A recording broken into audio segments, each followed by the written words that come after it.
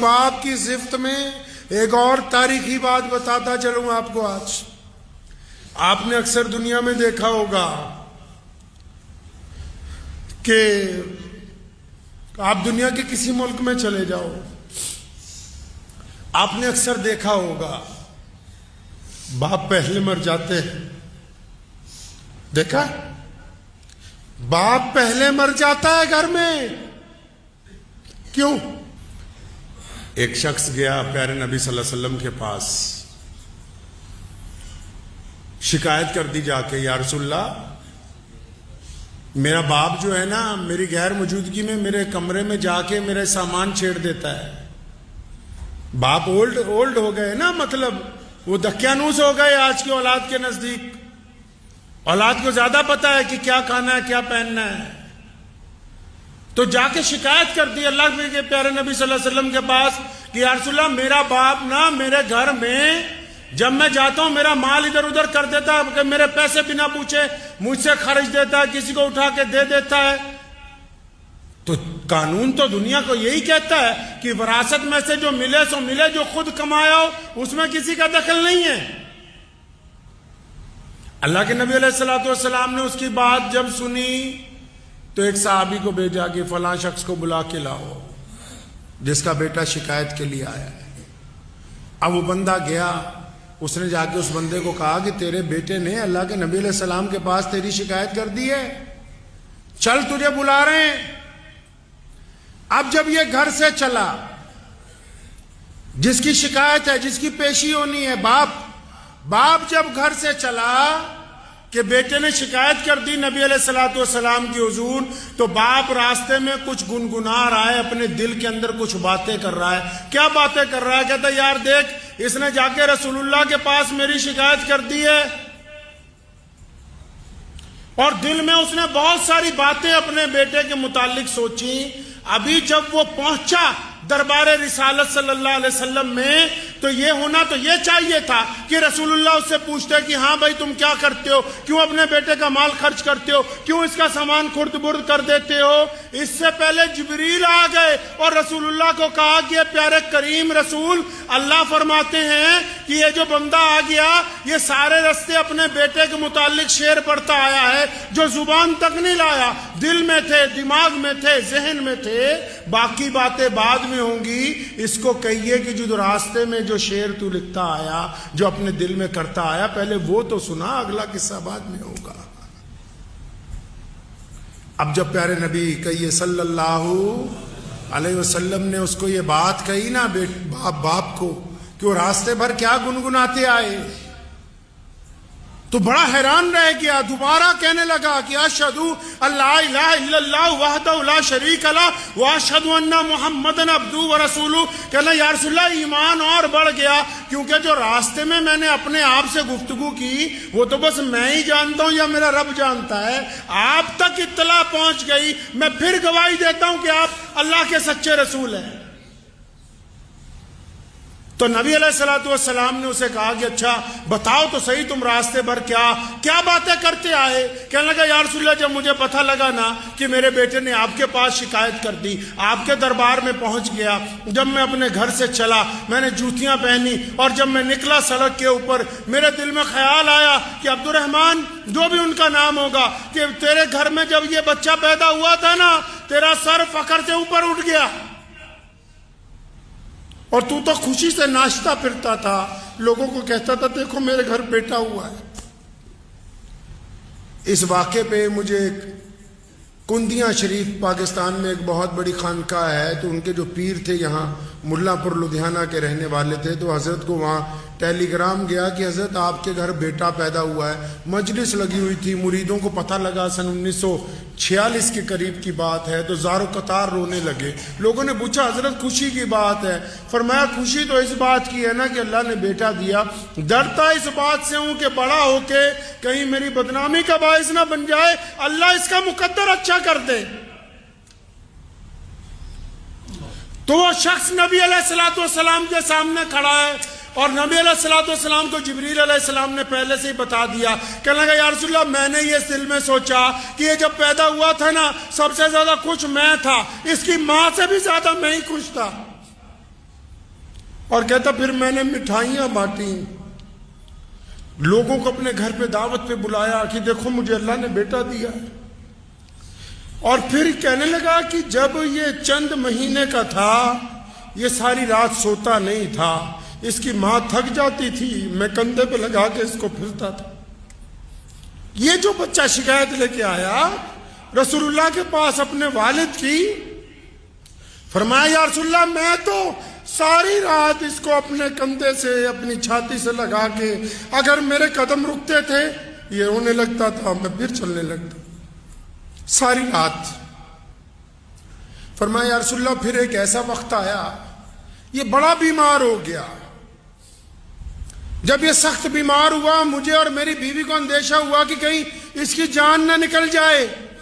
ہماری حیثیت نہیں تھی کہ ہم بڑے بڑے حکیموں کو پیسے دیتے، بڑے بڑے ڈاکٹروں کو پیسے دیتے، ہم نے اپنا تن بیچ کر اپنا سامان بیچ کے اس کا علاج اس وقت تک اس کا علاج کرایا جب تک اللہ نے اس کو واپس شفا نہیں دیتی۔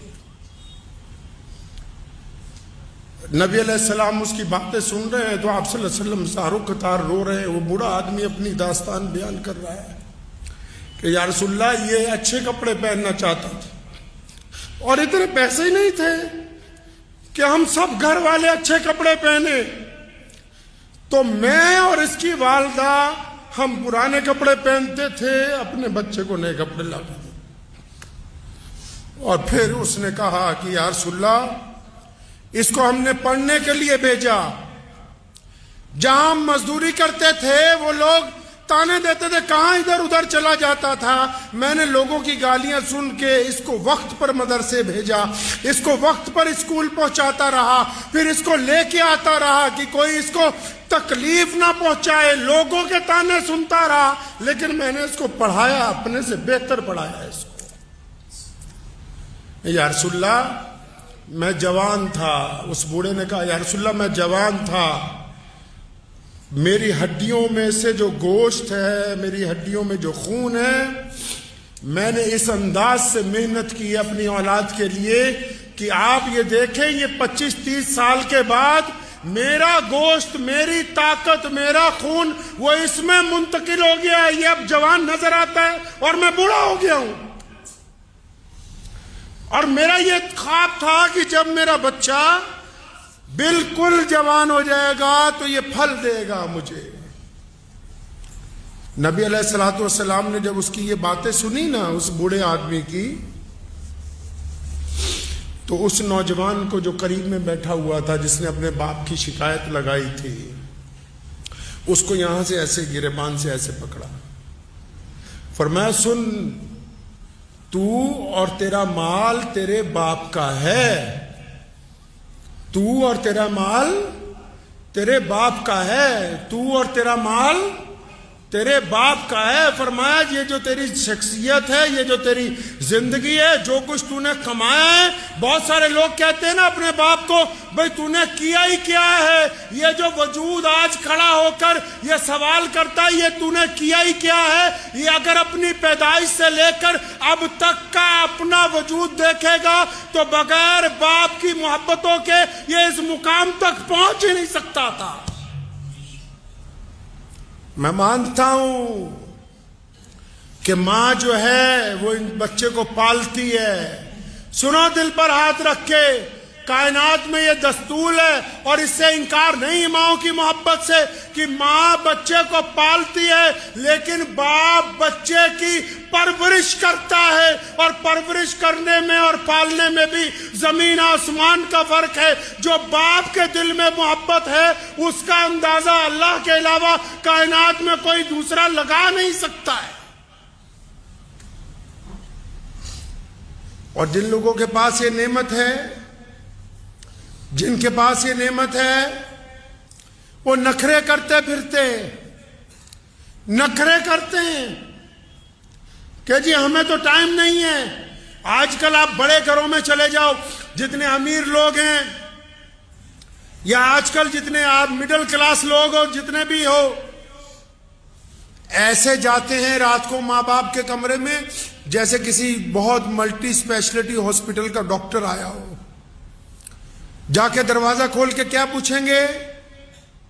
ڈیڈی دوائی کھائی؟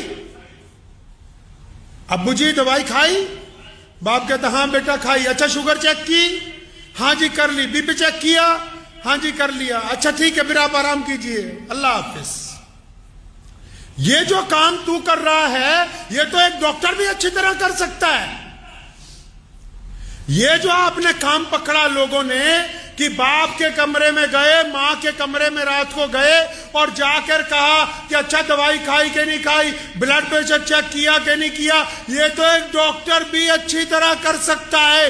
تمہارا کام کیا تھا کہ رات کو جا کے اپنے باپ کے پیر دباتے, اپنی ماں کے پاؤں دباتے, اس کے پاس وقت گزارتے, ان کا مشورہ مانتے. پیسوں کی دنیا محتاج نہیں ہے. ماں باپ کو تمہارے پیسے سے کچھ نہیں لینا.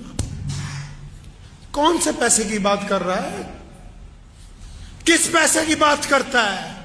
جن کے ٹکڑوں پہ ساری زندگی پلا تو ان کے سامنے پیسے کی بات کرتا ہے. جنہوں نے اپنا خون جگر پلا پلا کے تجھے بڑا کیا ان سے پیسے کی بات کرتا ہے. ان کو پیسوں کی ضرورت نہیں تھی, ان کو تیری محبت کی ضرورت تھی. یہ چاہتے تھے کہ رات کو میرا بیٹا آئے گا تو میرے پاس 1-2 گھنٹے بیٹھے گا, میرے ساتھ چند باتیں کرے گا. لیکن بیٹے کو تو فرصت ہی نہیں ہے. یہ جو نعمت اللہ تبارک و تعالیٰ نے آپ کو عطا کر دی, جو اگر آپ اس کی نافرمانی کریں گے, امام غزالی رحمۃ اللہ علیہ نے لکھا ہے اپنے مکتوبات میں کہ ماں باپ کے نافرمان کو دنیا میں سزا ملنی طے ہے. جو اپنے خاص کر لوگ باپ کی بڑی بدتمیزی کرتے, بے حرمتی کرتے ہیں, تو پیارے کریم رسول صلی اللہ علیہ وسلم نے فرمایا کہ ماں کے پیروں کے نیچے, اور جنت کہاں رکھی جی؟ ماں کے پیروں کے نیچے. جنت کہاں رکھی؟ وہ بولو جنت کہاں رکھی؟ ماں کے پیروں کے نیچے. جنت ماں کے پیروں کے نیچے, سارا سرمایہ ماں کے پیروں کے نیچے. اور قربان جاؤں محمد الرسول اللہ صلی اللہ علیہ وسلم پر, ایک لفظ میں ہی ساری بات مکمل کر دی. فرمایا جنت ماں کے قدموں کے تلے ہے, لیکن باپ جنت کا دروازہ ہے. اب تیری مرضی ہے اسے کھول کے رکھ, تیری مرضی ہے اس کو بند کر دے. تو باپ جنت کا دروازہ ہے. جن کو اللہ نے یہ نعمت دی ہے وہ اس کی قدر کریں گے. اگر ماں باپ کے لیے 4 لوگوں کے لیے کہا نا کہ ان کی دعا رد نہیں ہو سکتی, ان 4 میں دوسرے نمبر پہ کون ہے؟ نبی علیہ السلام نے فرمایا کہ جب کوئی باپ اور جب کوئی ماں اپنی اولاد کے لیے ہاتھ اٹھاتا ہے, بھائی جب کوئی ماں باپ اپنی اولاد کے لیے ہاتھ اٹھاتے ہیں تو اللہ ان کو خالی نہیں لوٹاتے ان ہاتھوں کو. تو جن لوگوں نے ماں باپ کی ناقدری کی ہے وہ جتنا مرضی زور لگاتے رہے. بہت سارے لوگ نا کامیابی کا نسخہ پوچھنا چاہتے ہیں. اکثر لوگ ذکر کرتے ہیں کہ ہم نے بڑا آدمی بننا ہے, ہماری زندگی کا تجربہ تو بس اتنا ہی کہتا ہے. زندگی کا تجربہ یہ کہتا ہے آپ اپنے باپ کو بادشاہ بنا کے رکھیں, دنیا کی کوئی طاقت آپ کو شہزادہ بننے سے روک نہیں سکتی ہے. اگر باپ کو بادشاہ نہیں بنایا, اگر آپ کا رویہ آپ کے باپ کے ساتھ آپ کی طرف سے ملازمے والا نہیں, قرآن نے کہا یہ دونوں کندھے جھکا کے, ورنہ قرآن نے تو کہا, نبی علیہ السلام نے کہا طواف جب کرو تو ایسے کندھے اٹھا کے کہ دشمن یہ نہ سمجھے کہ تم کمزور ہو. لیکن جب ماں باپ کی بات آئی تو فرمایا یہ دونوں کندھے جھکا کے اپنے ماں باپ کے سامنے بڑی عاجزی کے ساتھ, بڑی انکساری کے ساتھ ان کے ساتھ پیش آؤ, کیونکہ یہ ایک ایسی دولت ہے جس دن آپ کے ہاتھ سے چلی جائے گی آپ یاد کرو گے آپ کو ملے گی نہیں,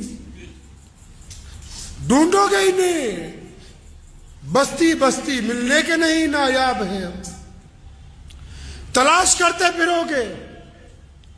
کچھ باتیں ایسی ہوتی ہیں جو ایک بیٹا صرف اپنے باپ سے کر سکتا ہے. دل کی تختی پہ لکھ کے لے جائیے. کچھ باتیں ایسی ہوتی ہیں جو ایک بیٹا صرف اپنے باپ سے کر سکتا ہے جو ایک بیٹی صرف اپنی ماں سے کر سکتی ہے. اور یہ بیٹا اور بیٹی اس وقت تک شہزادے شہزادی ہیں جب تک ان کے ماں باپ حیات ہیں. اور اگر یہ نہیں ہوں گے، یہ تمہیں خام خیالی میں ڈالتے ہیں دنیا والے کہ ماں باپ کو اولڈ ہوم پہ ڈالو. جن کے ماں باپ اولڈ ہوم میں زندگی گزارتے ہیں ان سے بدقسمت بچے دنیا میں کوئی دوسرے نہیں ہیں. ان سے زیادہ بدقسمت بچے نہیں ہو سکتے دوسرے کوئی. جنہوں نے اپنے ماں باپ کو یتیم خانے کے اندر ڈال دیا ہو، ان سے زیادہ ہی بدقسمت کون ہو سکتا ہے؟ تو ان ماں باپ کے تو روزانہ اگر پیر دبائے جائیں، ماں باپ کی خدمت کی جائے، ماں باپ کے چہرے کو بار بار دیکھ لیا جائے. بہت سارے لوگ ایسے جن کو ابھی یہ بات سمجھ نہیں آئے گی، لیکن اگر ادھر باپ کی جان نکلی ادھر سارا کچھ سمجھ آ جائے گا تمہیں 1 منٹ میں کیا ہو گیا. کئی یہ سمجھتے ہیں کہ نہیں ہمارے باپ کو عقل نہیں ہے، جس نے تمہیں پال پوس کے اتنا بڑا کر دیا اس کو اللہ نے تم سے کئی سو گنا زیادہ عقل دی ہے. ٹھیک ہے وہ اسکول میں نہیں پڑھا، ٹھیک ہے اس کو عربی نہیں آتی، ٹھیک ہے اس کو انگریزی بولنی نہیں آتی، مان لو اس کو حساب کرنا نہیں آتا، لیکن آنکھوں کی جو اندر ارادے ہیں، چہرے کے جو خد و خال ہیں، انسان کا جو مزاج ہے، آپ کی طبیعت کس وقت کیا چاہتی ہے، یہ ایک باپ سے زیادہ دنیا میں کوئی نہیں سمجھ سکتا. یہ بچہ بھوک کے لیے تڑپ کے آیا کہ پیسے مانگنے آیا، کہیں گھومنے کی اجازت مانگنے آیا کہ کسی سے نکاح کی اجازت لینے کے لیے آیا ہے، یہ غصے میں آیا ہے کہ محبت میں آیا ہے.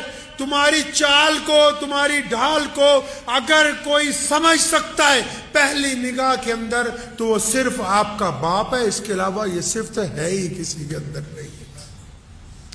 تو جن کو اللہ نے یہ نعمت دے رکھی ہے میرے بھائی، اللہ کو اللہ نے جن حضرات کو یہ نعمت دی ہے کہ چاہے ماں باپ 80 سال کے ہو جائیں، 90 سال کے ہو جائیں، چاہے ماں باپ 100 سال کے ہو جائیں.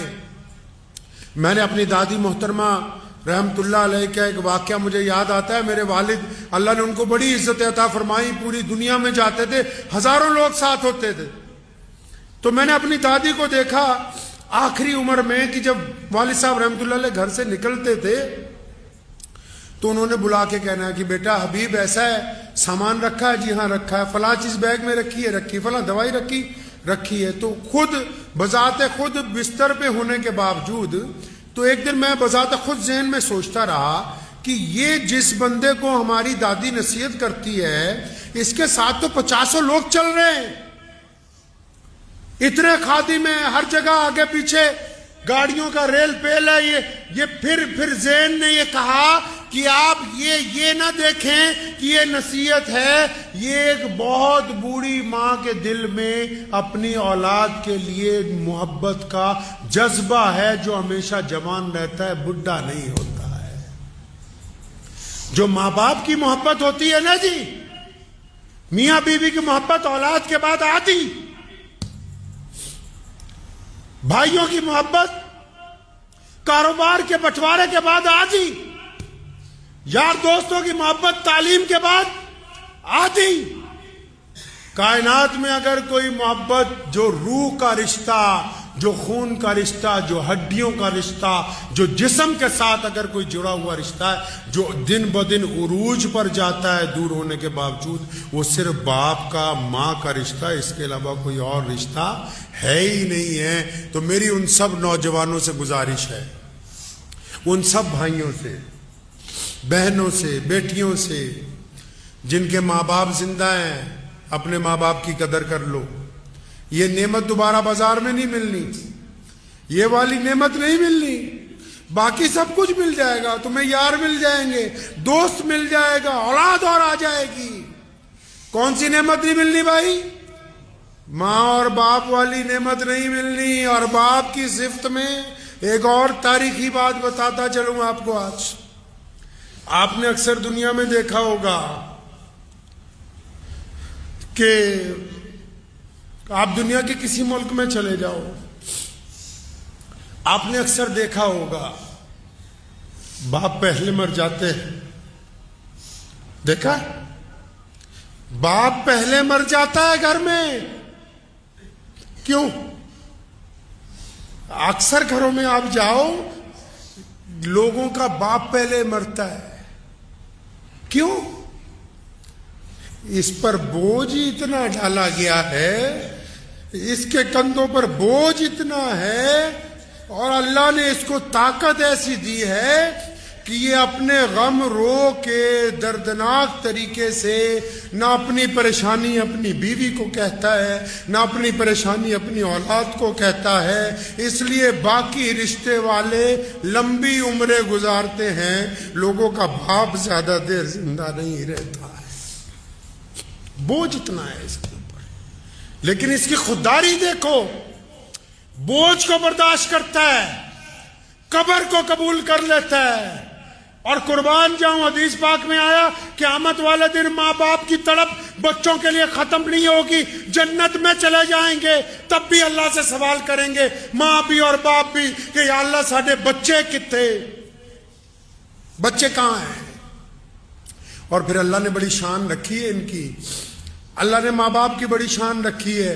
پھر یہ نہیں کہا کہ جاؤ اپنے بچوں سے مل لو فلاں جنت کے فلاں محل میں ہے, نہیں, فرشتوں کو حکم ہوتا ہے کیونکہ یہ ماں باپ ہیں بڑی عظمت والے ہیں, ان کے بچوں کو بولو کہ آ کر ان کے ساتھ ملاقات کر لے, یہ نہیں جائیں گے ملنے کے لیے. تو ہمیشہ اس رشتے کی قدر کیجئے. اگر باپ میں کچھ تلخی ہے, مزاج میں گرمی ہے, تو اپنی محبت کی طاقت سے اس کو تبدیل کیجئے, اپنے گھر کو خوشگوار بنائیے. اور یاد رکھو بس کسی پیر بابے کے پاس جاؤ کوئی بات نہیں, لیکن اپنے باپ کے پیر پکڑ لو, اپنی ماں کے پیر پکڑ لو, اپنے باپ سے روز دعا کروا لیا کرو, اپنی ماں سے روز دعا کروا لیا کرو. جن کے ماں باپ نہیں ہیں ان کی مغفرت کی روز دعائیں مانگ لیا کرو. اور جس بندے کے ماں باپ اس کے لیے روز دعا کرتے ہو, دنیا کا بڑے سے بڑا بادشاہ بھی اگر اس سے ساتھ ٹکرائے گا تو وہ زمین پر گر جائے گا. ماں باپ کی دعا کے آگے دنیا کی کوئی طاقت ٹک نہیں سکتی. مجھے امید ہے کہ آپ کو یہ ویڈیو پسند آئی ہوگی. اگر پسند آئی ہو تو یہ آپ اپنے دوستوں کے ساتھ شیئر کریں اور اس چینل کو سبسکرائب ضرور کریں.